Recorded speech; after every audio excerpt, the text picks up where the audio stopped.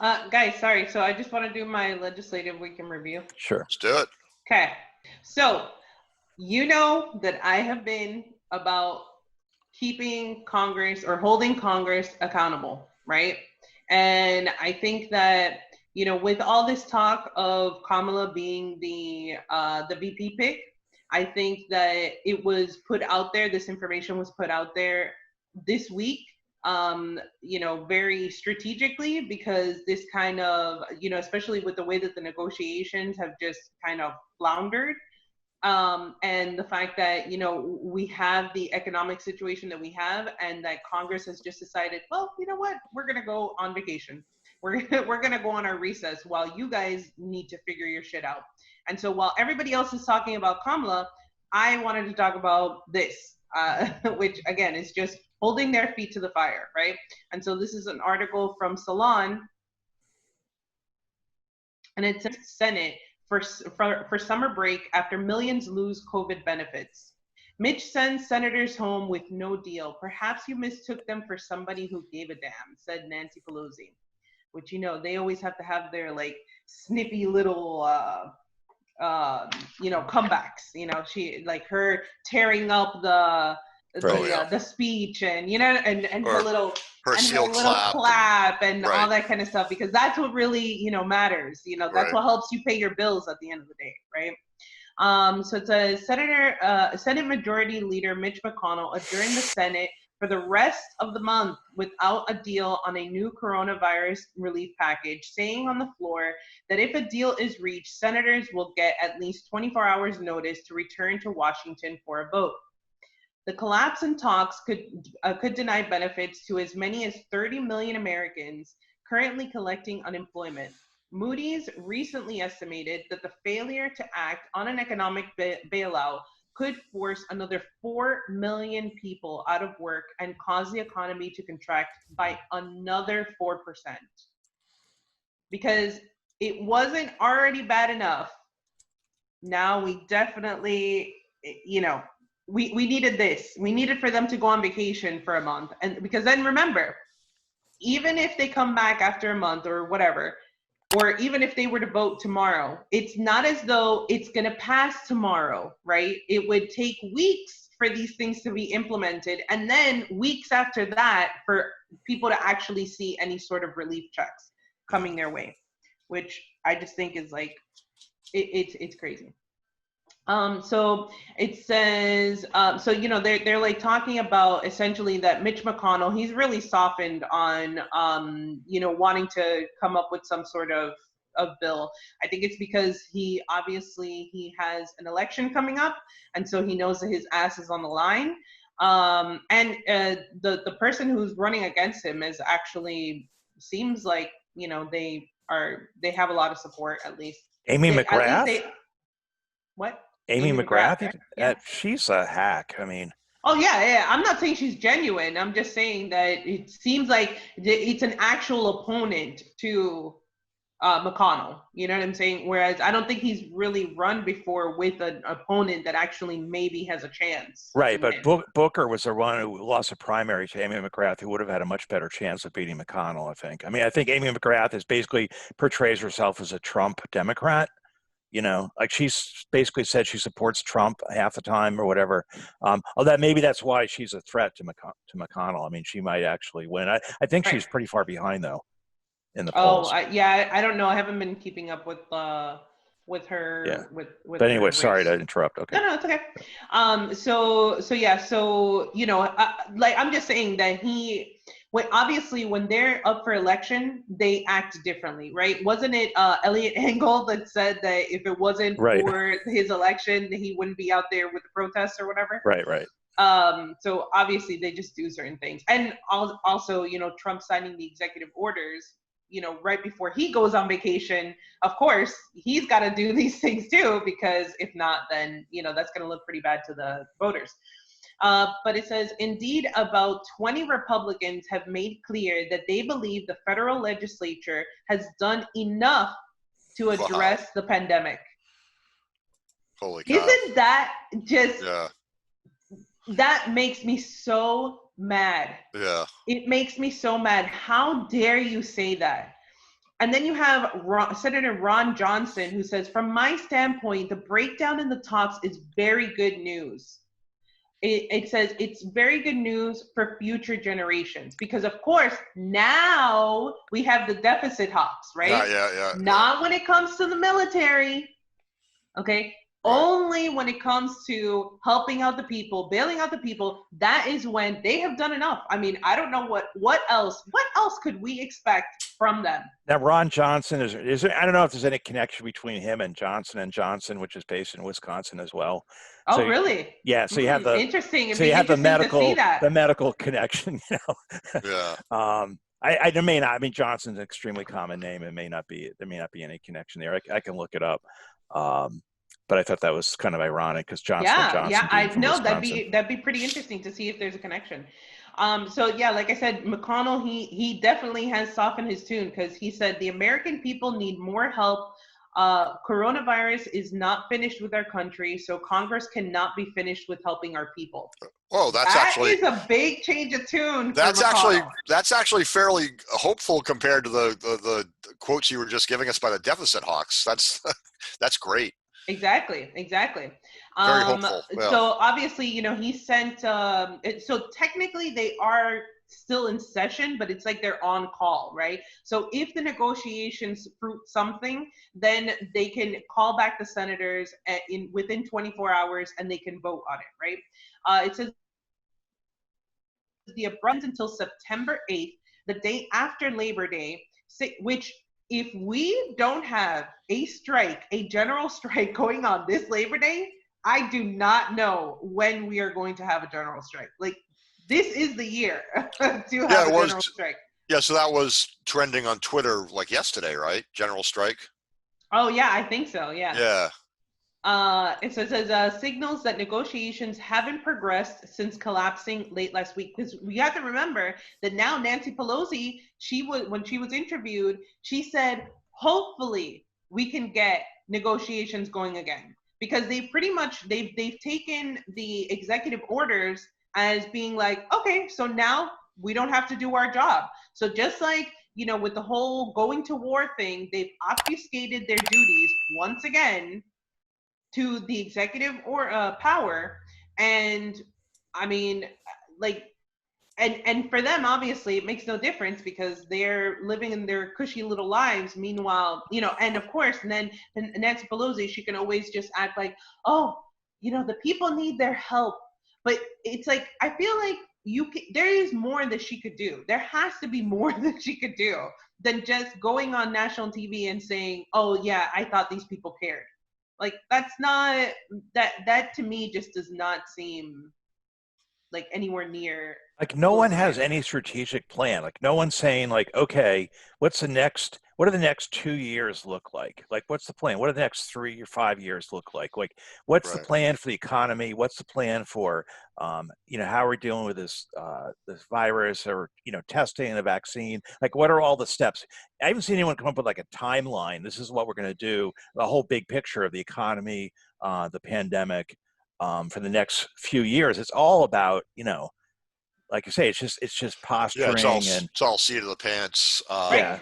And supposedly the reason that there is so much like contention between the Republicans and the Democrats regarding these bills is because it's the way that they're looking at the recovery, right? So according to them, it's that the Democrats, they aren't seeing a recovery happening anytime soon. And the Republicans, they see the economy as ascendant, you know, that the economy is on the rise. That's why that nothing else needs to be done.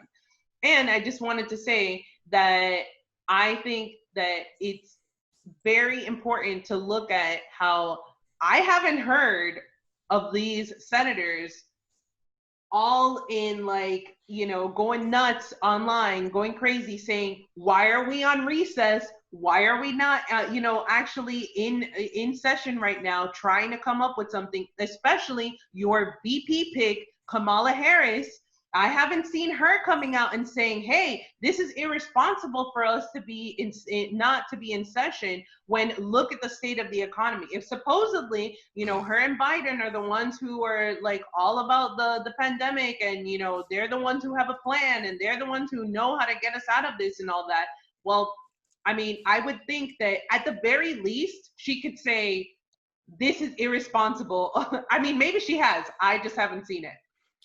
Yeah, I think there were some that are up for re-election that are saying this is really awkward to go back and try and have to deal with all these people that are going to be screaming at us. I think some of them were not happy about it for purely political re-election reasons. Right. Right. But, for Kamala, this is a good opportunity for her to just go on her tour, now with Biden. Yeah. And how is this going to play out? How does this politically play out for them for the convention, right? They can once again point to, the Republicans did it. The Republicans wouldn't work with us or whatever, so that politically is not a bad place for them. The scary thing though is that, let's say they win in 2020 and they win in this election in 2024, it sets the stage for a really, competent authoritarian figure, who's going to say, look, I have a plan for the next couple of years. This is what we're going to do. We're going to do this infrastructure. We're going to do all this stuff. I mean, they would seem so competent compared to with Congress and compared to Trump and compared to Biden, Harris, that they might, if they could easily win. And this is what, I don't know if you saw Thomas Frank came out with he wrote What's the Matter with Kansas back in the 90s, why do people vote against their own interests? Speaking of Kansas, he recently came up with a new book called The People Know, A History of Anti-Populism. So he is like, he sees Trump as being just a bumbling idiot, but obviously he was in the right place at the right time. And if you have populism's on the rise now, and if you have somebody come in 4 years who actually is competent, because authoritarian figures can be competent, they can get stuff done, and people are going to be thirsting for somebody who's actually going to take charge and is going to do, whether it's a Chavez or a Stalin or a Hitler, you can have some strong figure who's going to make these big changes, come hell or high water, because Congress is not able to do it. I mean, Kamala Harris is just, like you say, Daisy, I mean, this is a golden opportunity for them to say, let's all get back. Let's go back to Congress. Let's cut our vacation short. Let's solve this problem. Let's do this. Like, they're not doing that. Maybe there's a couple of exceptions, but no one's really coming to the forefront and saying this, let's show some leadership. And that's what's missing is a leadership. So, right. 2024, I wouldn't be surprised if you do have somebody coming forward and, who's actually a leader who's competent. That's why people want like Bloomberg, right? They want somebody who's like, or Jeff Bezos, maybe he'll come out, for 2024, somebody who's like, who's run a company, who's like going to run it like a business or whatever. I mean, that's what scares me. Well, that was the appeal of Trump to some extent, probably, like, Yeah, except Trump was like, Trump steaks and Trump vodka and Trump University, right? It wasn't like, it wasn't real businesses that were really successful. And if you had somebody who actually had, the background, it would be different. Yeah, but he played that part. I mean, he played the part. He fooled people into, not looking at the failures, and he had the TV show, so people thought, he knows. Yeah. All right. So, but keeping with Congress, okay? Yes. Sorry. All right. So then the other thing that I wanted to share with you guys is this, because while everyone is going through this level of uncertainty, right? We know, and this is something that just really makes me upset, because while they want to go on vacation, Congress goes on vacation, they're still getting paid. That is like, what drives me nuts. They are getting paid through all this, and which is why they don't care. I mean, besides the fact that they're all millionaires pretty much, and they don't even really need the salary, right? And this is what kind of goes into, it says, why are U.S. taxpayers providing, and this is from Forbes, why are U.S. taxpayers providing public pensions to millionaire members of Congress? So we all know that like Nancy Pelosi is like 100+ millionaire and all that jazz, right? And so it says membership in the US Congress is an exclusive club that comes with lucrative taxpayer funded privileges. Retirement perks include a lifetime pension and a taxpayer matched savings plan with a taxpayer paid contributions of up to 5% of salary. So, and this was crazy. Former Speaker Paul Ryan was eligible to draw an $84,930 pension when he turned 50 in January after serving for 20 years and retiring at age 48. Meanwhile, what is the retirement age for Social Security? I think, isn't it like 65? Yeah, I think 65. Yeah. Yeah. Though Yeah. Biden talked about making it 60. Oh, Hillary oh my God. Hillary had actually talked about making it 55, and things are so bad these days that actually looks pretty good. Or I'm also a lot older. Okay, so it says, why are U.S. taxpayers providing public pensions to millionaire members of Congress on top of a 401k style plan? The median net worth for a member recently exceeded $1.1 million. That is crazy. And this information is from openthebooks.com. It's the auditors at openthebooks.com. They looked. Of course, they make most of their money out of Congress. So once they leave their revolving door, go into the private sector, they make way more money there than they ever made in Congress. So that pension and all that stuff is dwarfed by what they're going to make afterwards. Right. See, you kind of wonder. So basically, this shows that they're doing fine. They're not worried about the people, and apparently, the fact that they walked away from these negotiations, they're not worried because of the protests and everything. Apparently, they're not really worried that the people are getting ready to do a general strike or hit really do some radical things to try and get some services out of this government. I think they just think they're going to be able to keep going on as they always have, just like feeding silly lines and using identity politics to divert people from the fact that they're really getting screwed. Right, because either way, they're going to make their money, whether it's that they end up becoming a lobbyist after they leave office, or they just go into industry, or, I mean, if they want to retire, that's a pretty sweet retirement. I mean, on top of everything that they already have made. Now, right? can I play devil's advocate here for a second? I mean, they get paid. The salary is $174,000 a year. That's for representatives and senators. I personally think they should increase that to like $400,000 a year. Cut the retirement benefits, cut the healthcare benefits at the retire.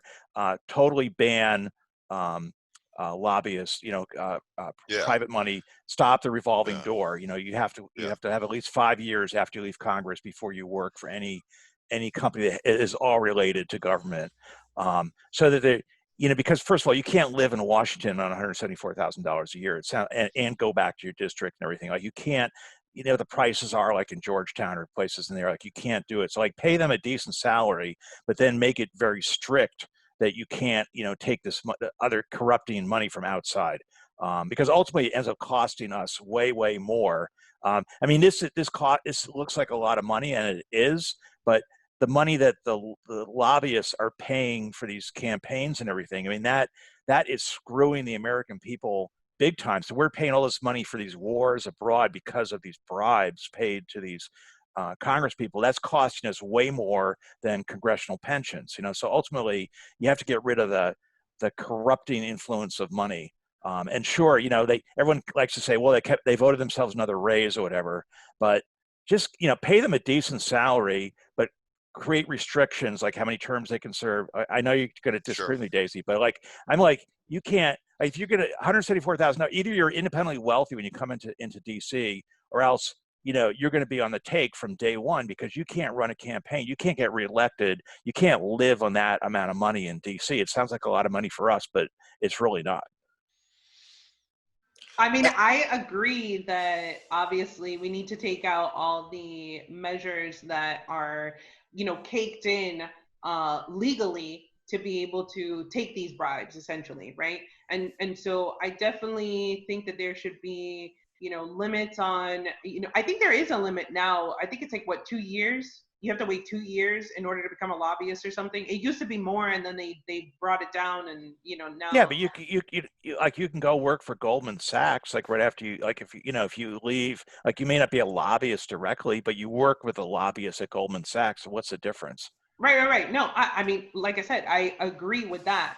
But I just think that when it comes to, it doesn't matter how much money you pay these people, there's always going to be more money that can be thrown in their face, and they're going to take that. So that's why I don't think that it's the salary. It's funny because actually Jesse Ventura agrees with you in that they should raise the salary of the representatives and the Congress people. But I I think that it should be the opposite. I think that everything should be tethered. Their salary, their benefits should all be tethered to what the majority of the rest of the country has, because that incentivizes them. If like, let's say for instance, one of the big arguments that one of the reasons why they don't really care about Medicare for all is because guess what? They've got really nice health insurance plans. They're not worried about that shit, you know? Or like the rising housing costs or anything. They don't care about that stuff. Why? Because they've got all this money coming in. It's not an issue for them. So yes, while we take away all these ways of being able to legally bribe them, that I definitely agree with. But I think that, if minimum wage is going to be $7.25, well, then your wages are going to be $7.25, and then we're going to see how quickly they're going to raise those wages from $7.25 to what it should be at over $21 an hour, which is what it should be if it was in line with productivity. That's and have them get Affordable Care Act coverage and all that good stuff. Sure, yeah, absolutely. Yeah. Well, you sound like a communist, Daisy. I mean, that's an assault on freedom. You're making it dependent on other people. Hat? My bad. Yeah. All right. So it says House Speaker Nancy Pelosi net worth estimated 50 million to 72 million, which that's just really herself, not her husband, right? Right. That's just herself. And she has, I don't think she's ever been in the private sector. She's only ever served in the public sector. And she's worth $50 to $72 million. Just saying. She'll reap $153,967 a year in public pension and Social Security benefits at retirement. In addition, Pelosi could cash out an estimated $1 million lump sum through her federal saving account. And that's just a portion of the account that was taxpayer funded. Our auditors calculated that Speaker Nancy Pelosi earned $5.7 million in salary to date during her 34-year congressional career.